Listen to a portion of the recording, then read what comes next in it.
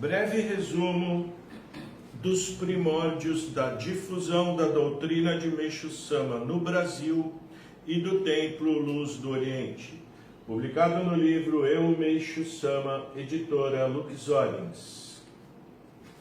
Em 1955, após a ascensão de Meixo Sama, a tristeza arrebatou o coração de seus discípulos, porém não diminuiu o desejo de manterem acesa a chama da propagação dos escritos sagrados. Nessa época, Minoru Nakahashi era membro da regional em Kyoto, dirigida pelo reverendo Ichiro Nakamura, que além dos cuidados com a própria difusão, dedicava-se aos estudos e catalogação dos ensinamentos de Meixo Sama, desejando cumprir o maior e mais importante propósito do grande mestre. O reverendo orientou seu discípulo, falando-lhe a respeito da transmissão dos escritos para fronteiras além do Japão, a fim de que a verdade viesse a ser conhecida mundo afora. A organização institucional da Igreja, na qual cada uma das regionais possuía autonomia para decidir os planos de expansão, foi determinante para o envio de missionários ao exterior de forma independente da sede. Assim, com apenas 19 anos e dispondo de um montante suficiente para o sustento básico por 3 meses, o jovem Nakahashi aceitou a missão e, acompanhado por Nobuhiko Shoda, de 26 anos, partiu para o outro lado do mundo, para o Brasil, uma pátria cujo idioma e costumes eles não conheciam. Iam, porém, imbuídos com a forte resolução de divulgarem a boa nova, a palavra de Meixo Sama, para a concretização do reino do céu na terra naquele país. Alguns fatos extraordinários envolveram a partida, todos com profundo significado simbólico. A data oficial do embarque do navio holandês denominado Ruiz, nome originado da palavra luz, rumo ao Brasil, estava marcada para 14 de junho de 1955.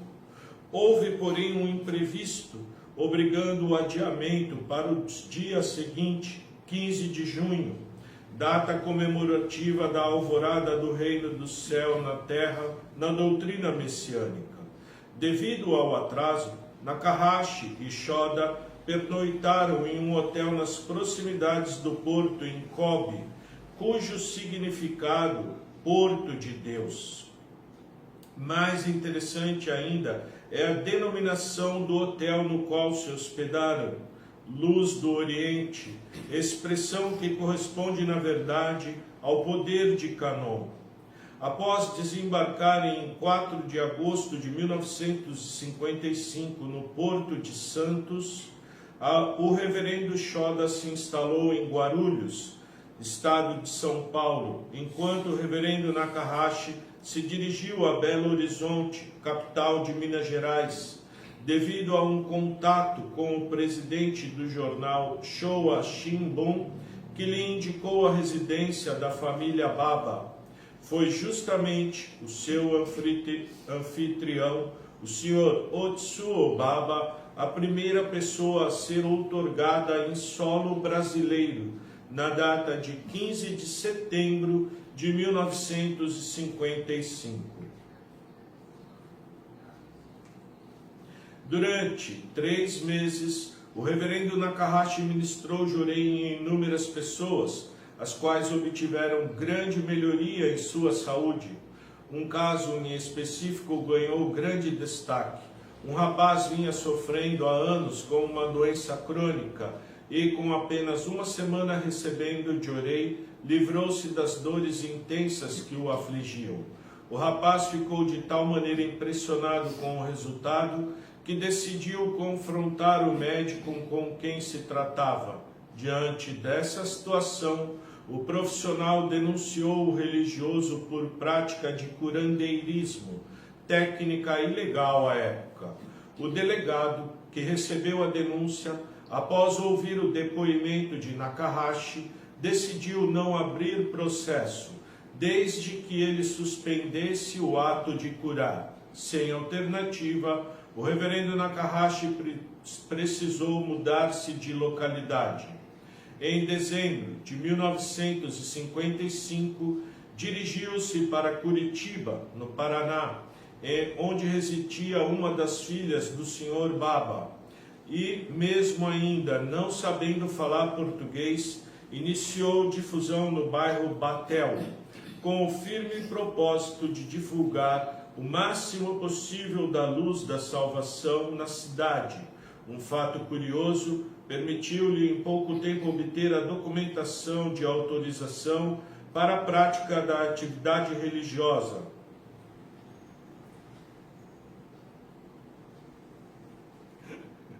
Tinha um mosquitinho aqui, estava assim.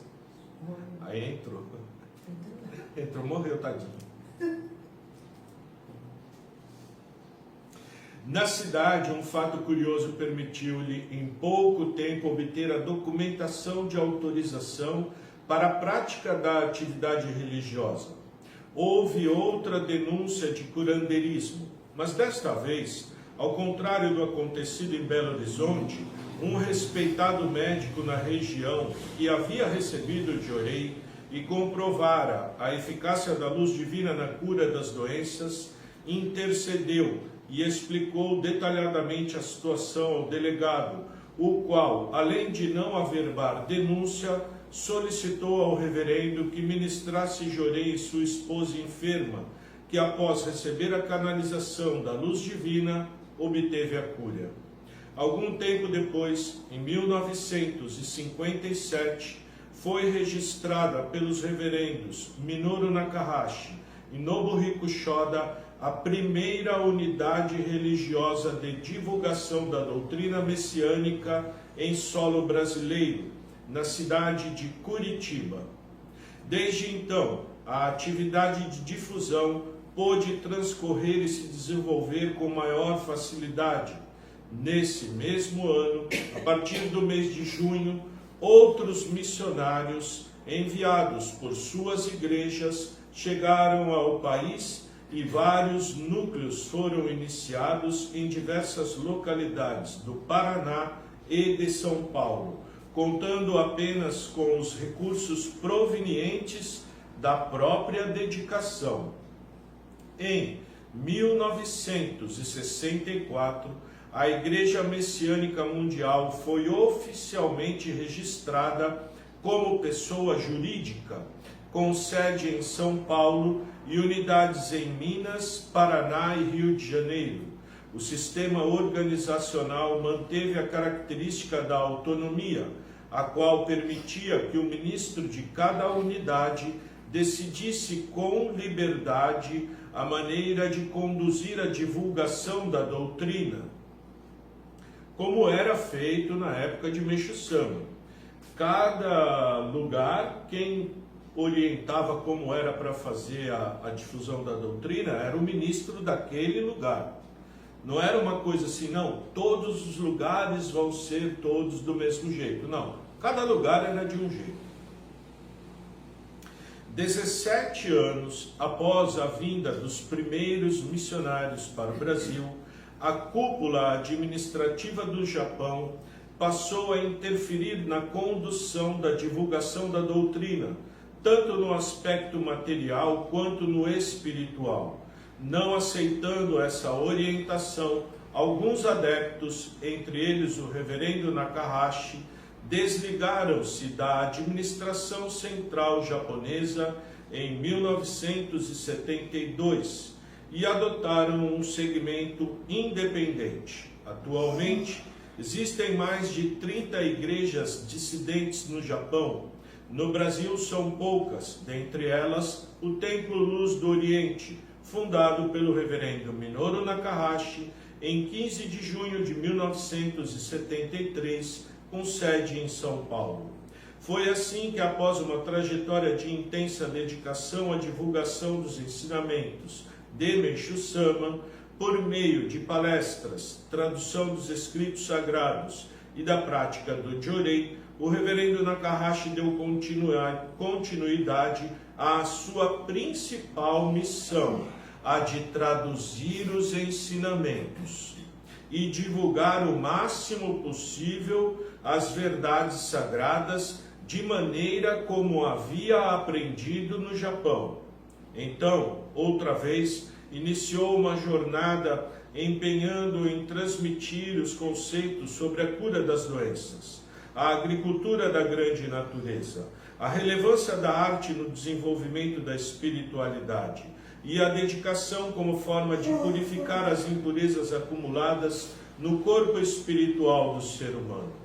Por volta de 1982, com a participação ativa de adeptos que o acompanharam, o reverendo arrecadou um montante suficiente para dar o sinal em um terreno, onde viria a ser construída a sede do templo no bairro de Perdizes. Todos dedicaram com muita alegria, organizando bazares e jantares beneficentes, além de rifas com bens doados pelos membros. No final daquele ano, foi realizada a cerimônia de assentamento da pedra fundamental da sede. No sentido espiritual, o reverendo Nakahashi aprofundou ainda mais seus estudos e passou por experiências que consolidaram sua fé em Kanon. De acordo com seu filho, o atual reverendo do Templo Luz do Oriente, Hiroki Nakahashi, toda a dificuldade experimentada nessa segunda jornada foi compensada pelo estreitamento da ligação alcançada por seu pai com Meishu Sama e Kanon. Acredito ter sido uma providência divina ele ter ficado sozinho, pois assim pôde se aproximar de Meishu Sama e alcançar maior entendimento sobre a conexão entre o grande mestre e Kanon. Além disso, teve a oportunidade de vivenciar a grandiosidade da misericórdia dessa divindade. Por meio de inúmeros milagres, a atuação de Kanon sempre se mostrou muito presente em sua vida e na história do Templo Luz do Oriente. E por isso, algumas pessoas, ao conhecerem a sede, a chamam de Igreja de Kanon. Depoimento do reverendo Hiroki Nakahashi, em 30 de junho de 2021, para a produção deste livro, em entrevista feita pela equipe que organizou a obra. Em meados da década de 1990, o reverendo Nakahashi foi agraciado com a relíquia sagrada, fios de cabelo de Meishu Sama, e sentiu ter sido um presente do grande mestre pelo seu trabalho missionário. No entanto, entendeu tal dádiva como algo que ele deveria não possuir individualmente, mas oferecer à humanidade como um símbolo do amor de Meishu Sama à obra divina e da concretização da Era da Luz. Quando a Torre de Miroku ficou pronta, a relíquia foi entronizada no topo para de lá emanar luz a toda a humanidade. Seguindo sua trajetória no início do ano 2000, após uma viagem a Nara, no Japão, local onde encontrara o pagode de 5 andares do templo Horyu, o reverendo Nakahashi idealizou construir uma obra em devoção a Deus, a Meishu Sama e a Kanon, a qual expressa os princípios necessários para o estabelecimento do mundo de Miroku, caracterizado pela verdade, virtude e beleza. A ideia da construção de uma torre surgiu no coração do reverendo após se recordar de um desejo de Meishu Sama relatado por um auxiliar do grande mestre. Quando visitou o templo Horyu, em 1954, ele exclamou admirado: "Essa torre é maravilhosa, é magnífica, vamos comprá-la?" As obras para a edificação da Torre de Miroku, no município de Ribeirão Pires, Estado de São Paulo, iniciaram em meados do ano 2001, após um adepto do templo doar um terreno de sua propriedade para a construção do recinto sagrado. Em 2014, ela foi concluída com a entronização da relíquia sagrada no domo da torre, tornando o local um ponto de morada para o grande mestre e de emanação permanente de luz divina. No terreno onde se localiza a torre está sendo formado o complexo Torre de Miroco, com várias construções menores, todas voltadas à divulgação do sagrado, da beleza e da devoção a Kanon. Para lá será transferida a sede do Templo Luz do Oriente. Em 30 de novembro de 2012, o reverendo Minoru Nakahashi partiu para o mundo espiritual, deixando como legado, além dos ensinamentos traduzidos e de aulas e palestras gravadas, o seu amor a Meishu Sama e a obra divina, como também pessoas formadas com o mesmo desejo de continuar sua missão. O Templo Luz do Oriente é fruto dessa maravilhosa dedicação e continuará reafirmando e renovando esse legado para que o maior número de pessoas possa se preparar para a chegada do reino do céu na terra. Assim, encerramos essa apresentação. Então, resumo do resumo do resumo.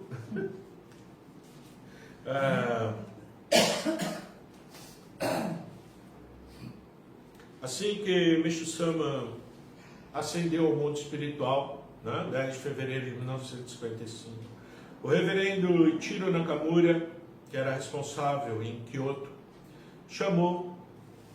perguntou para os membros se alguém queria ir fazer difusão no exterior. Então, 2 jovens se candidataram, reverendo Shoda, reverendo Nakamura, conseguiram dinheiro, vieram para o Brasil, começaram a difusão, em 1955, e ficaram fazendo difusão,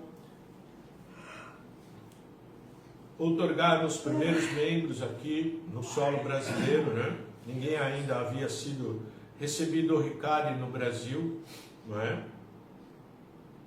Antes já tinha havido uma pessoa para divulgar, mas não conseguiu, não formou nenhum membro, Depois essa pessoa se juntou com o reverendo Nakahashi, com o reverendo Shoda, daí sim expandiu bastante a região do interior de São Paulo, de Tupi, aquela parte ali. Até que chegou uma hora que a Igreja do Japão começou a fazer várias mudanças. Na verdade fez, Foi mudando muitas coisas. Por exemplo, essas imagens de Kanon mandou tirar tudo, os ensinamentos, a arte do Jorei, mandou tirar tudo. O ensinamento que falava de medicina, mandou remover tudo. O que falava de Kanon, você não vê, Entre 1970 até hoje, acho que ainda não tem quase nada que fala sobre Kanon. Aqui você vê, eu comecei por esse livro, que é um livro, inclusive, que é baseado no livro Luz do Oriente, que é da própria Igreja Messiânica Mundial, Tem lá, livro e tal. Então a gente aprofundando, isso daí, esses ensinamentos sobre Kanon. Ele então se separou em 1970, 72, E começou a fazer difusão sozinho, E fundou o Templo Luz do Oriente, construiu a Torre de Miroco, E, como diz aqui, bem no finalzinho, formou pessoas para aptas a continuar esse trabalho, Entre essas pessoas estamos nós aqui, continuando em outro lugar, outra região, não é São Paulo, Santos, outra cidade, lugar onde esses pioneiros desembarcaram aqui, né? A difusão aqui em Santos sempre foi muito forte na religião messiânica, é um dos lugares que mais desenvolveu aqui a obra divina, né? Então, assim surgiu o Templo ao Caminho, né? Não tinha Templo Luz do Oriente em Santos, começou como núcleo de Jorei do Templo Luz do Oriente, né? Na verdade começou antes, em 1998, 7, 6, por aí. Com a ministra Silvia, recebeu graça, né, pelo Jorei, uma cura de uma doença que ela tinha. E ela foi a primeira do nosso grupo aqui, né? Não a primeira em Santos, aqui já tem Igreja Mundial, desde 1955, na verdade. Né? Então, ela recebeu o Ricardo, na Igreja Messiânica Mundial. E logo em seguida, quase que ao mesmo tempo, conheceu um professor universitário, que ele era de São Paulo, mas dava aula em Santos, ministrava Jorei, e começou a ministrar Jorei nela. Ela teve uma purificação bem forte, né? E aí ela ficou curiosa, quis saber, né? E aí conheceu o reverendo Nakahashi e o Templo Luz do Oriente. E aí, quando entrou em contato com os ensinamentos, falou: nossa, não sabia que tinha tudo isso, não sabia que isso existia, nunca vi isso.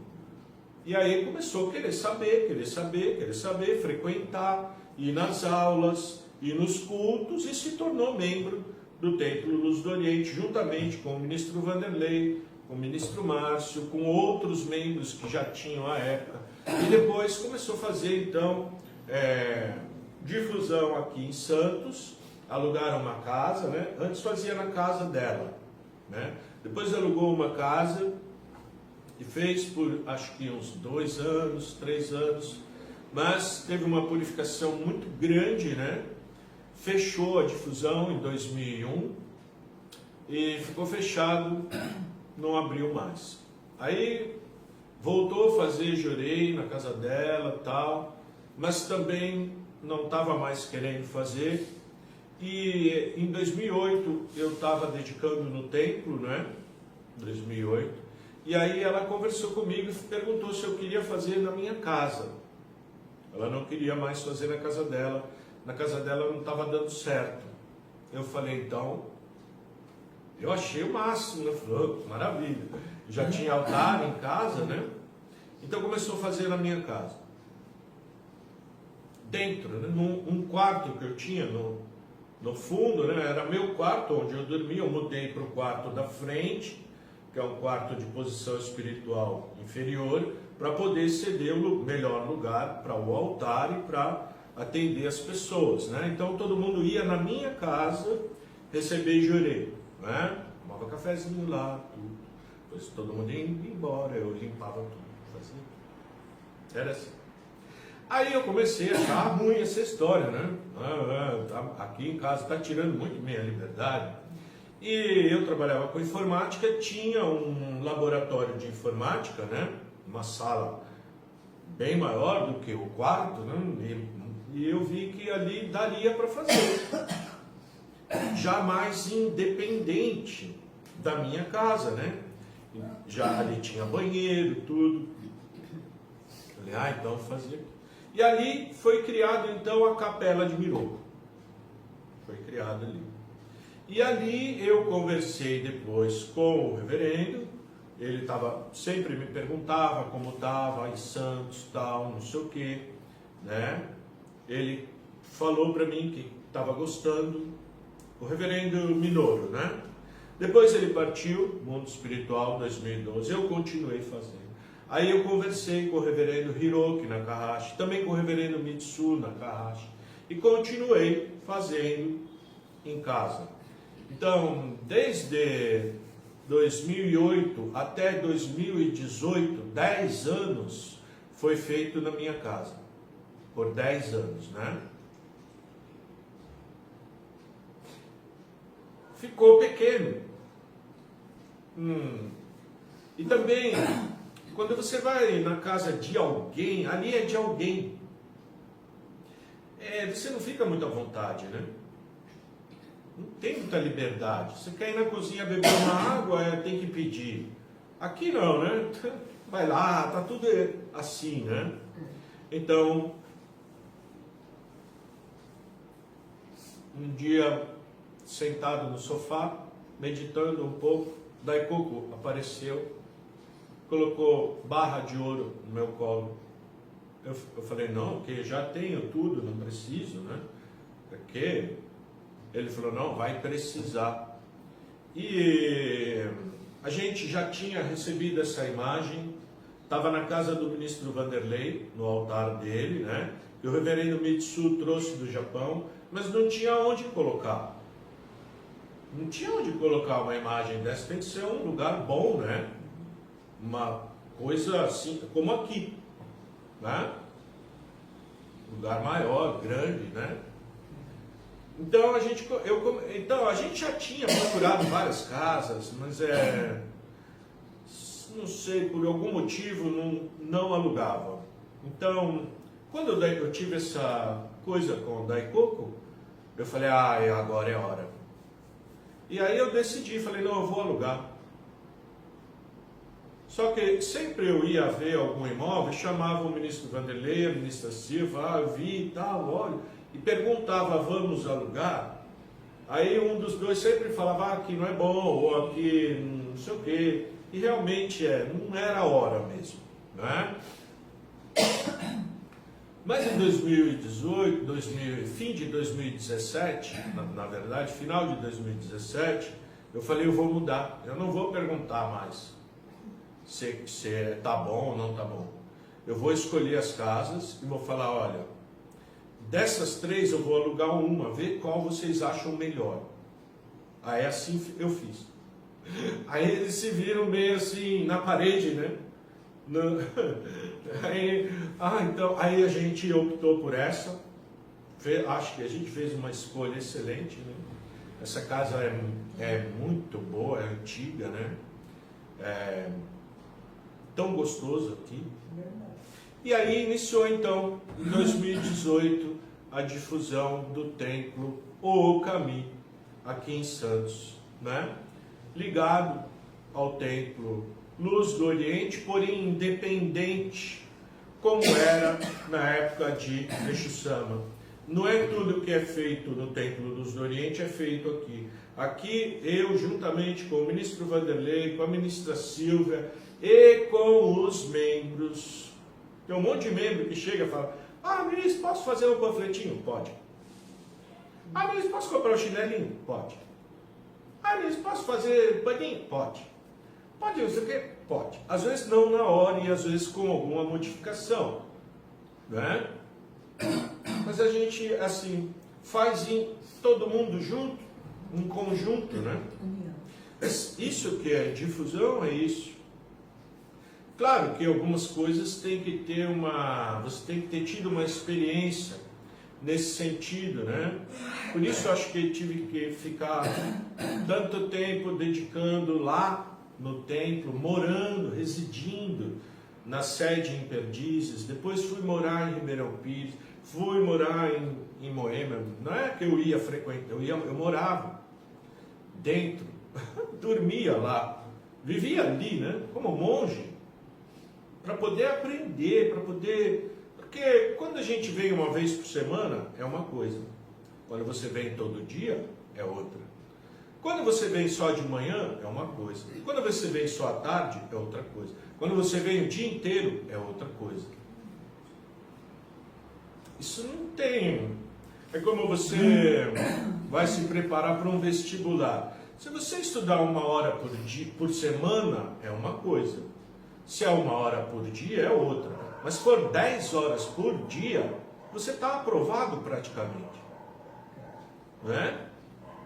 Se esse período de estudo durar 10 anos, acho que muito antes disso você já está aprovado. Então, tudo foi sendo assim, acontecendo de uma maneira muito com ajuda espiritual, né, do mundo divino, senão não existiria nada, óbvio, né? Tudo é feito primeiro no mundo espiritual. Depois nós compramos o sítio em Miracatu, não é? Um membro também fez doação de uma parte do dinheiro, não é? Emprestou, na verdade, emprestou dinheiro, porque não tinha, né? Então ele emprestou com um juro bem... Nem cobrou juro, na verdade, né? A gente que resolveu pagar pelo menos o que a poupança, né, paga de juros. E a gente conseguiu adquirir, né? Já finalizamos o pagamento do sítio, já está pago. Começamos a plantar. Hoje já temos banana, palmito, né? Fruta, goiaba, limão, maracujá. Claro, tudo na época que dá, não é? Até aqui no quintal deu abacate, agora está dando jaca, não é? Então, incentivando para esse lado. E como a gente ainda é um bebê, né? Temos 2018, 2026, 8 anos, né? Criança, pequeno ainda. Né? Você vê o reverendo Nakahashi que chegou no Brasil em 55. Em 62, 63, não sei, que abriu a primeira igreja. Depois, em 64, 5, aí começou, aí foi bem. Começou a ir bem. Abriu. Mas as coisas demoram. Quando ele saiu, quando ele inaugurou o templo, era na casa dele também. Era como eu fiz na minha casa, ele fez na casa dele. Ele abriu a porta da casa dele, fez um altar pequeno, assim, uma sala. Ele dormia no outro quarto, com os filhos, com a esposa, todo mundo. E ali recebia os membros e tal, e foi indo.